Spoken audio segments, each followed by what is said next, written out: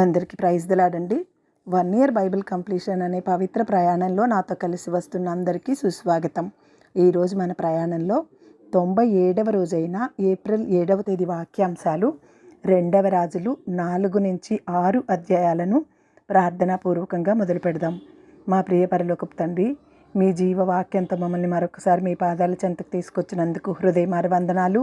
వినగలిగే చెవి, గ్రహించగలిగే హృదయాన్ని మీరు మాకు అనుగ్రహించండి.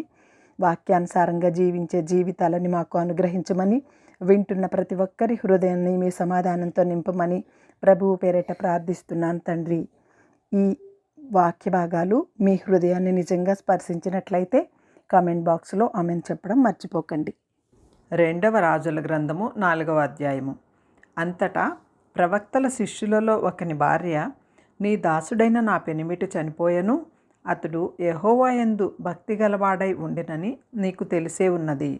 ఇప్పుడు అప్పులవాడు నా 2 కుమారులను తనకు దాసులుగా ఉండుటకై వారిని పట్టుకుని పోవుటకు వచ్చి ఉన్నాడని ఎలీషాకు మొరపెట్టగా, ఎలీషా, నా వలన నీకేమి కావలెను?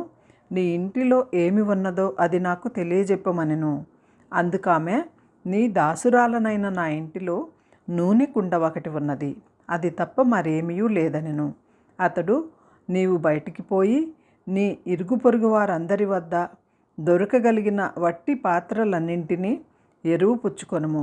అప్పుడు నీవు నీ ఇంటిలోనికి వచ్చి నీవును నీ కుమారులను లోపల నుండి తలుపు మూసి ఆ పాత్రలన్నింటిలో నూనె పోసి నిండినవి ఒక తట్టున ఉంచుమని ఆమెతో సెలవీయగా, ఆమె అతని వద్ద నుండి పోయి తానును కుమారులను లోపల నుండి తలుపు మూసి కురువలు తెచ్చిన పాత్రలలో నూనె పోసెను.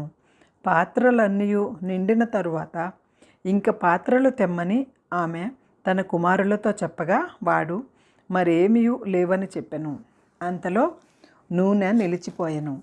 ఆమె దైవజనుడైన అతని వద్దకు వచ్చి సంగతి తెలియజెప్పగా, అతడు, నీవు పోయి ఆ నూనెను అమ్మి నీ అప్పు తీర్చి మిగిలిన దానితో నీవును నీ పిల్లలను బ్రతుకుమని ఆమెతో చెప్పెను. ఒక దినమందు ఎలీషా షూనేము పట్టణమునకు పోగా, అచ్చట గనురాలైన ఒక స్త్రీ భోజనమునకు రమ్మని అతని బలవంతం చేసెను కనుక అతడు ఆ మార్గమున వచ్చినప్పుడెల్లా ఆమె ఇంట భోజనము చేయుచూ వచ్చెను. కాగా ఆమె తన పెనిమిటిని చూచి, మన వద్దకు వచ్చుచూ పోవుచున్నవాడు భక్తిగల దైవజనుడని నేను ఎరుగుదును. కావున మనము అతనికి గోడ మీద ఒక చిన్న గది కట్టించి అందులో అతని కొరకు మంచము, బల్ల, పీట, దీపస్తంభము ఉంచుదుము. అతడు మన వద్దకు వచ్చినప్పుడల్లా అందులో బస చేయవచ్చునని చెప్పెను.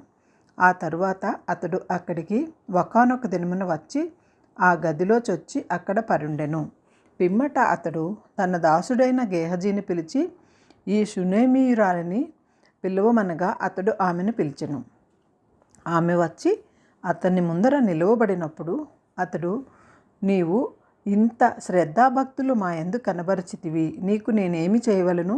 రాజుతోనైనను సైన్యాధిపతితోనైనను నిన్ను గూర్చి నేను మాట్లాడవలనని కోరుచున్నావా అని అడుగమని గేహజీకి ఆజ్ఞ ఇయ్యగా, వాడు ఆ ప్రకారము ఆమెతో అనెను. అందుకామె, నేను ఈ నా స్వజనులలో కాపురమున్నానెను. ఎలీషా ఆమె నేనేమి కోరుకొనుచున్నదని వానిని అడగగా, గేహజీ, ఆమెకు కుమారుడు లేడు మరియు ఆమె పెనిమిటి ముసలివాడని అతనితో చెప్పెను. అందుకతడు ఆమెను పిలువమనగా వాడు ఆమెను పిలిచెను. ఆమె వచ్చి ద్వారమందు నిలువగా, ఎలీషా, మరుసటి ఏట ఈ ఋతువున నీ కౌగిట కుమారుడుండునని ఆమెతో అనెను. ఆమె ఆ మాట విని, దైవజనుడవైన నా ఏలినవాడా, అలాగూ పలకవద్దు, నీ దాసురాలునైన నాతో అబద్ధమాడవద్దనెను. పిమ్మట ఆ స్త్రీ గర్భవతి అయి మరుసటి ఏట ఎలీషా తనతో చెప్పిన కాలమున కుమారుని కనెను. ఆ బిడ్డ ఎదిగిన తరువాత ఒకనాడు కోతకోయి వారి వద్దనున్న తన తండ్రి వద్దకు పోయి అక్కడ ఉండగా, వాడు నా తల పోయెనే అని తన తండ్రితో చెప్పెను. అతడు వానిని ఎత్తుకొని తల్లి వద్దకు తీసుకొని పొమ్మని పనివారిలో ఒకనితో చెప్పగా, వాడు ఆ బాలుని ఎత్తుకొని వాని తల్లి వద్దకు తీసుకొని పోయెను. పిల్లవాడు మధ్యాహ్నం వరకు తల్లి తొడ మీద పండుకొని ఉండి చనిపోయెను.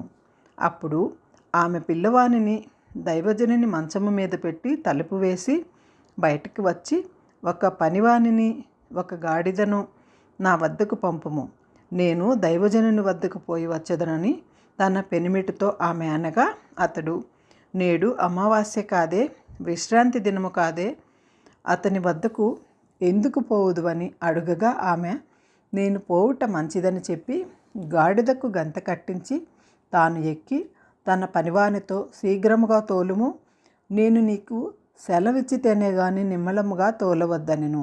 ఆ ప్రకారము ఆమె పోయి కర్మేలు పర్వతమందున్న ఆ దైవజనుని వద్దకు వచ్చెను. దైవజనుడు దూరము నుండి ఆమెను చూచి, ఇదిగో ఆ షూనేమీయురాలు, నీవు ఆమెను ఎదుర్కొంటకై పరుగున పోయి నీవును నీ పెనిమిటియు నీ బిడ్డయు సుఖముగా ఉన్నారా అని అడుగుమని తన పనివాడైన గేహజీతో చెప్పి పంపెను. అందుకామె సుఖముగా ఉన్నామని చెప్పెను. పిమ్మట ఆమె కొండ మీదనున్న దైవజనుని వద్దకు వచ్చి అతని కాళ్ళు పట్టుకొనెను.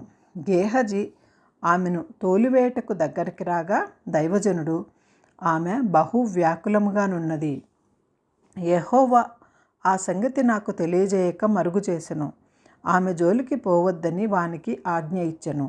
అప్పుడు ఆమె, కుమారుడు కావలనని నేను నా ఏలినవాడవైన నిన్ను అడిగితినా, నన్ను భ్రమ పెట్టవద్దని నేను చెప్పలేదా అని అతనితో మనవి చేయగా, అతడు, నీ నడుము బిగించుకొని నా దండము చేతపట్టుకొని పొమ్ము, ఎవరైనను నీకు ఎదురుపడిన ఎడల వారికి నమస్కరింపవద్దు, ఎవరైనను నీకు నమస్కరించిన ఎడల వారికి ప్రతి మర్యాద చేయవద్దు, అక్కడికి పోయి నా దండమును ఆ బాలుని ముఖము మీద పెట్టుమని గేహజీకి ఆజ్ఞ ఇచ్చి పంపెను.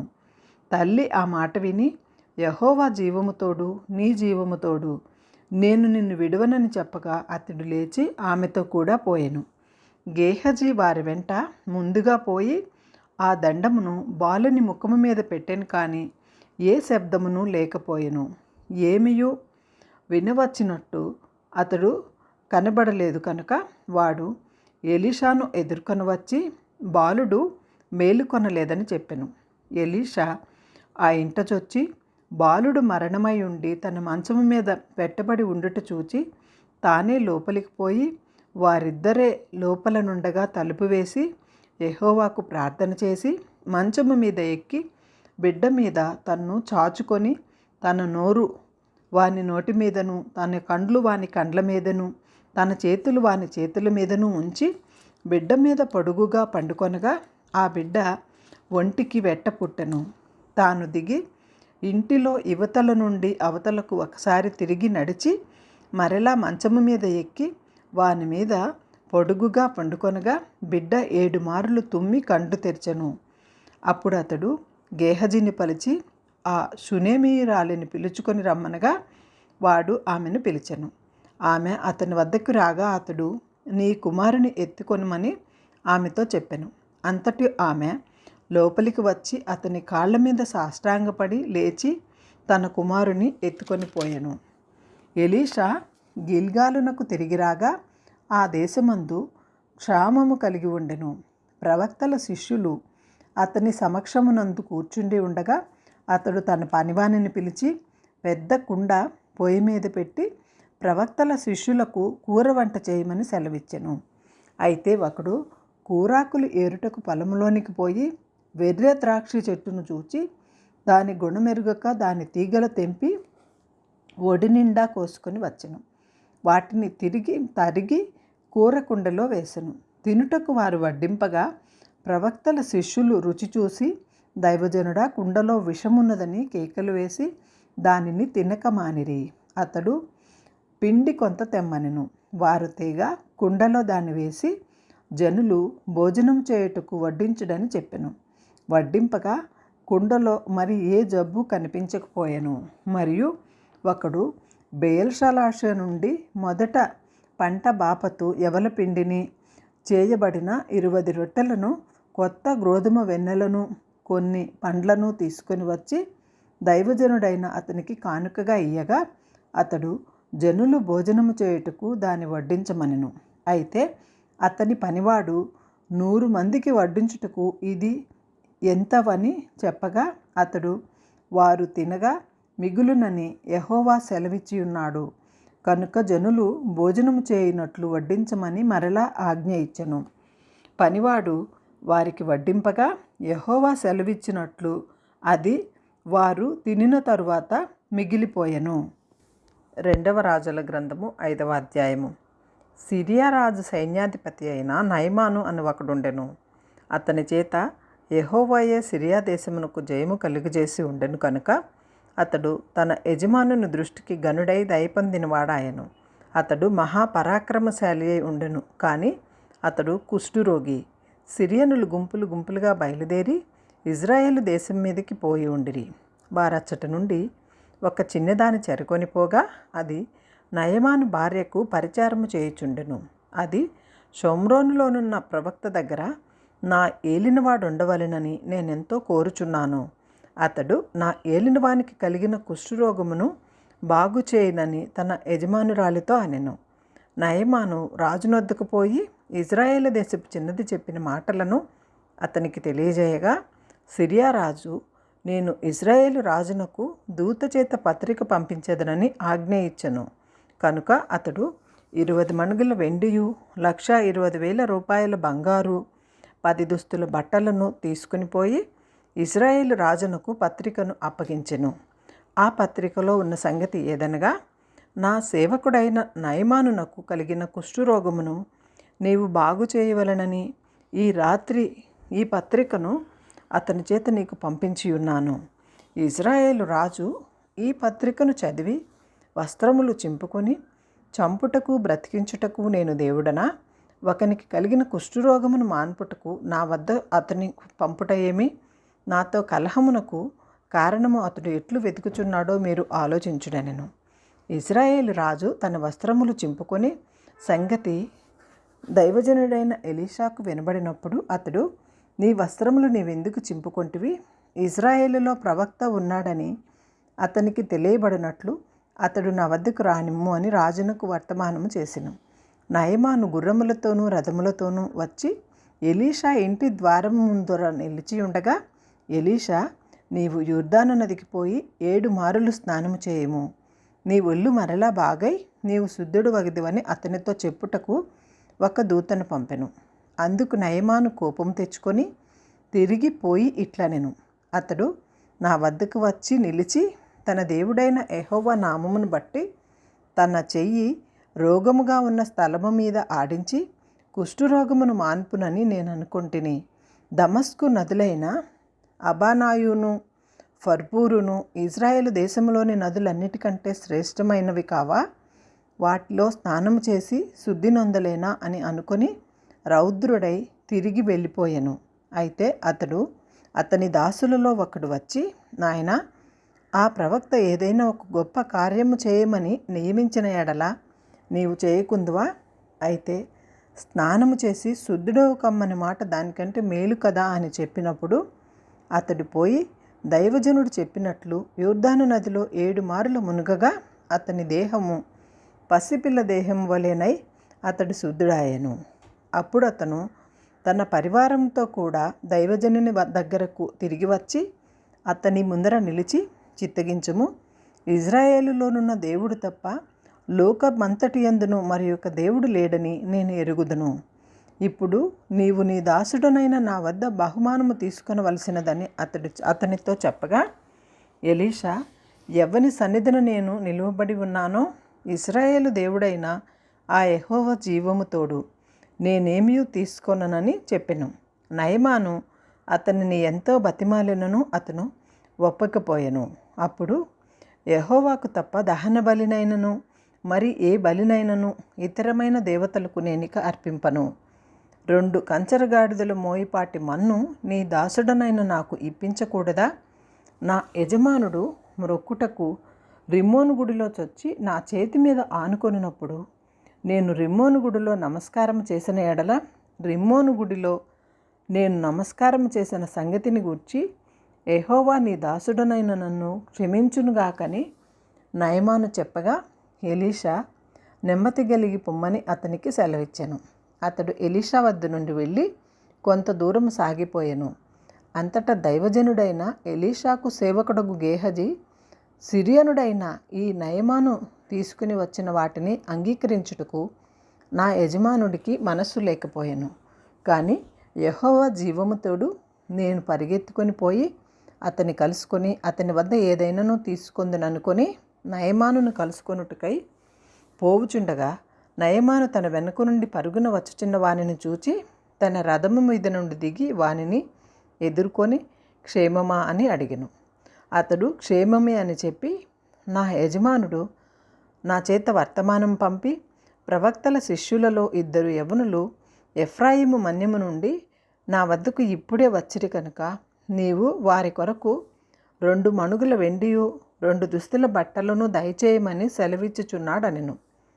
అందుకు నయమాను, నీకు అనుకూలమైతే రెట్టింపు వెండి తీసుకొనమని బతిమాలి 2 సంచులలో 4 మణుగుల వెండిని కట్టి 2 దుస్తుల బట్టలనిచ్చి తన పనివారిలో 2 మీద వాటిని వేయగా వారు గేహజీ ముందర వాటిని మోసుకొని పోయిరి. మెట్టెల దగ్గరకి వారు రాగానే వారి వద్ద నుండి గేహజీ వాటిని తీసుకొని ఇంటిలో దాచి వారికి సెలవీయగా వారు వెళ్ళిపోయిరి. అతడు లోపలికి పోయి తన యజమానుని ముందర నిలువుగా ఎలీషా వానిని చూచి, గేహజీ, నీవెచ్చట నుండి వచ్చితివని అడిగినందుకు వాడు, నీ దాసుడనైన నేను ఎచ్చటికిని పోలేదనెను. అంతటా ఎలీషా వానితో, ఆ మనుష్యుడు తన రథము దిగి నిన్ను ఎదుర్కొనుటకు తిరిగి వచ్చినప్పుడు నా మనసు నీతో కూడా లేదా? ద్రవ్యమును, వస్త్రములను, ఒలీవ చెట్ల తోటలను, ద్రాక్ష తోటలను, గొర్రెలను, ఎడ్లను, దాసదాసీలను సంపాదించుకొనుటకు ఇది సమయమా? కాబట్టి నయమానుకు కలిగిన కుష్టు నీకును నీ సంతతికిని సర్వకాలము అంటి ఉండును అని చెప్పగా, వాడు మంచు వలె తెల్లనైన కుష్ఠము కలిగి ఎలీషా ఎదుటి నుండి బయటకు వెళ్ళెను. 2వ రాజుల గ్రంథము 6వ అధ్యాయము. అంతట ప్రవక్తల శిష్యులు ఎలీషా వద్దకు వచ్చి, ఇదిగో నీ వద్ద మాకున్న స్థలము ఇరుకుగానున్నది. నీ సెలవైతే మేము యోర్దాను నదికి పోయి తలా 1 మ్రాను అచ్చట నుండి తెచ్చుకొని మరి ఒక చోట నివాసం కట్టుకొందుమని మనవి చేయగా, అతడు వెళ్ళుడని ప్రత్యుత్తరమిచ్చెను. ఒకడు, దయచేసి నీ దాసులమైన మాతో కూడా నీవు రావాలనని కోరుగా అతడు, నేను వచ్చేదనని చెప్పి వారితో కూడా పోయెను. వారు యోర్దానునకు వచ్చి మ్రానులు నరుకుచుండిరి. ఒకడు దూలము నరుకుచున్నప్పుడు గొడ్డలి ఊడి నీటిలో పడిపోగా వాడు, అయ్యో నా ఏలినవాడా, ఇది ఎరువు తెచ్చినదని మొరపెట్టెను కనుక ఆ దైవజనుడు అదెక్కడ పడినని అడుగును. వాడు అతనికి ఆ స్థలమును చూపింపగా అతడు కొమ్మ ఒకటి నరికి నీళ్లలో వేయగా గొడ్డలి తేలెను. అతడు దానిని పట్టుకొనమని వానితో చెప్పగా వాడు తన చెయ్యి చాపి దానిని పట్టుకొనెను. సిరియారాజు ఇశ్రాయేలుతో యుద్ధము చేయవలెనని కోరి తన సేవకులతో ఆలోచన చేసి, ఫలాని స్థలమందు మన దండుపేట ఉంచుదుమని చెప్పెను. అయితే ఆ దైవజనుడు ఇశ్రాయేలు రాజునకు వర్తమానం పంపి, ఫలాని స్థలమునకు నీవు పోవద్దు, అచ్చటికి సిరియనులు వచ్చి దిగి ఉన్నారని తెలియజేశాను కనుక ఇశ్రాయేలు రాజు దైవజనుడు తనకు తెలిపిన హెచ్చరిక చేసిన స్థలమునకు పంపి సంగతి తెలుసుకొని తన వారికి రక్షించుకొనెను. ఈలాగు మాటిమాటికి జరుగుచూ వచ్చినందున సిరియా రాజు కల్లోలపడి తన సేవకులను పిలిచి, మనలో ఇశ్రాయేలు రాజు పక్షము వహించిన వారెవరైనది మాకు తెలియజెప్పరాదా అని వారిని అడుగగా, అతని సేవకులలో ఒకడు, రాజువైన నా ఏలినవాడా, ఇశ్రాయేలు రాజు పక్షమున ఎవరూ లేరు, కానీ ఇశ్రాయేలులోనున్న ప్రవక్తయగు ఎలీషా మీ అంతఃపురమందు మీరు అనుకొనిన మాటలు ఇశ్రాయేలు రాజునకు తెలియజేయుననెను. అందుకు రాజు, మేము మనుష్యులను పంపి అతన్ని తెప్పించినట్లు నీవు వెళ్ళి అతడుండు చోటు చూచి రమ్ము అని సెలవీయగా అతడు దోతానులో ఉన్నాడను వర్తమానం వచ్చెను. కాబట్టి రాజు అచ్చటికి గుర్రములను రథములను గొప్ప సైన్యమును పంపెను. వారు రాత్రివేళ వచ్చి నలుదిశలను పట్టణమును చుట్టుకొనగా దైవజనుడైన అతని పనివాడు పెందలకడ లేచి బయటకు వచ్చినప్పుడు గుర్రములను రథములను గల సైన్యము పట్టణమును చుట్టుకొని ఉండుట కనపడెను. అంతటా అతని పనివాడు, అయ్యో నా ఏలినవాడా, మనము ఏమి చేయుదుమని ఆ దైవజనితో అనగా, అతడు, భయపడవద్దు, మన పక్షముననున్నవారు వారికంటే అధికులై ఉన్నారని చెప్పి, యెహోవా వీడు చూచున్నట్లు దయచేసి వీని కండ్లను తెరువుమని ఎలీషా ప్రార్థన చేయగా, యెహోవా ఆ పనివాని కండ్లను తెరువజేసెను. కనుక వాడు ఎలీషా చుట్టూను పర్వతము అగ్ని గుర్రముల చేత రథముల చేతను నిండి ఉండుట చూచెను. ఆ దండువారు అతన్ని సమీపించినప్పుడు ఎలీషా, ఈ జనులను అంధత్వము చేత మొత్తుమని యెహోవాను వేడుకొనగా, ఆయన ఎలీషా చేసిన ప్రార్థన చొప్పున వారిని అంధత్వముతో మొత్తెను. అప్పుడు ఎలీషా, ఇది మార్గము కాదు, ఇది పట్టణము కాదు. మీరు నా వెంట వచ్చిన ఎడల మీరు వెదకు వాని వద్దకు మిమ్మల్ని తీసుకుని పోదునని వానితో చెప్పి షోమ్రోను పట్టణమునకు వారిని నడిపించెను. వారు షోమ్రోనులోనికి వచ్చినప్పుడు అతడు, యెహోవా వీరు చూచున్నట్లు వీరి కండ్లు తెరువమని ప్రార్థన చేయగా, యెహోవా వారి కండ్లను తెరువజేసెను కనుక వారు తాము షోమ్రోను మధ్య ఉన్నామని తెలుసుకొనిరి. అంతటా ఇశ్రాయేలు రాజు వారిని పారచూచి, నాయన వీరిని కొట్టుదునా అని ఎలీషాను అడగగా, అతడు, నీవు వీరిని కొట్టవద్దు, నీ కత్తి చేతను నీ వింటి చేతను నీవు చెరపెట్టిన వారినైనను కొట్టుదువా? వారికి భోజనం పెట్టి వారు తిని త్రాగిన తరువాత వారు తన యజమానుని వద్దకు వెళ్ళుదురని చెప్పెను. అతడు వారి కొరకు విస్తారమైన భోజన పదార్థములను సిద్ధపరచగా వారు అన్నపానములు పుచ్చుకొని రాజు సెలవు పొంది తన యజమానుని వద్దకు పోయిరి. అప్పటి నుండి సిరియనుల దండువారు ఇజ్రాయేలు దేశంలోనికి వచ్చుట మానిపోయెను. అటు తరువాత సిరియా రాజైన బెన్షదదు తన సైన్యమంతటిని సమకూర్చుకొని వచ్చి షోమ్రోనునకు ముట్టడి వేసెను. అప్పుడు షోమ్రోనులో గొప్ప క్షామము కలిగి ఉండగా గాడిద ఎక్కి తల 80 రూపాయలకును అరపావు పావురపు రెట్ట 5 రూపాయలకును అమ్మబడెను. వారు అంత కఠినముగా ముట్టడి వేసి ఉండిరి. అంతటా ఇజ్రాయేలు రాజు పట్టణపు ప్రాకారము మీద సంచారము చేయగా ఒక స్త్రీ రాజును చూచి, రాజువైన నా ఏలినవాడా, సహాయము చేయమని కేకలు వేయట విని, యెహోవా నీకు సహాయము చేయనిది నేనెక్కడ నుండి నీకు సహాయము చేసేదను? కళ్ళెములో నుండి అయినను ద్రాక్ష గానుగులో నుండి అయినను దేనినైనను ఇచ్చి సహాయము చేయ బల్లపడదని చెప్పి నీ విచారణకు కారణమేమని అడుగగా, ఆ స్త్రీ నన్ను చూచి, నేటి ఆహారమునకు నీ బిడ్డను ఇమ్మని, రేపు మనము నా బిడ్డను భక్షించుదుము అని చెప్పినప్పుడు మేము నా బిడ్డను వంట చేసుకొని తింటిమి. అయితే మరునాటి యందు నేను దాన్ని చూచి, నేటి ఆహారమునకు నీ బిడ్డను ఇమ్మని అడిగితిని గాని అది తన బిడ్డను దాచిపెట్టనని చెప్పెను. రాజు ఆ స్త్రీ మాటలు విని తన వస్త్రములను చింపుకొని ఇంకా ప్రాకారము మీద నడిచిపోచుండగా జనులు అతనిని తేరి చూచినప్పుడు లోపల అతని ఒంటి మీద గోనెపట్ట కనబడెను. తరువాత రాజు, షాపాతు కుమారుడైన ఎలీషా యొక్క తల ఈ దినమున అతని పైన నిలిచియున్న ఎడల దేవుడు నాకు గొప్ప అపాయము కలుగజేయునుగాక అనెను. అయితే ఎలీషా తన ఇంట కూర్చుని ఉండగా పెద్దలను అతనితో కూడా కూర్చుండి ఉన్నప్పుడు రాజు ఒక మనిషిని పంపెను. ఆ పంపబడిన వాడు ఎలీషా దగ్గరకు రాక మునిపే అతడు ఆ పెద్దలను చూచి, ఈ నరహంతకుని కుమారుడు నా తలను కొట్టివేయుటకు ఒకని పంపి ఉన్నాడని మీకు తెలిసినదా? మీరు కనిపెట్టి ఉండి ఆ దూత రాగా వాడు లోపలికి రాకుండా తలుపుతో వానిని వెలుపలికి తోసి తలుపు మూసివేయడి. వాని యజమానుని కాళ్ల చప్పుడు వాని వెనుక వినబడను గదా అని వారితో చెప్పుచుండగా ఆ దూత అతని వద్దకు వచ్చెను. అంతట రాజు, ఈ కీడు యెహోవా వలనైనది, నేను ఇక ఎందుకు యెహోవా కొరకు కనిపెట్టి ఉండవలెననెను.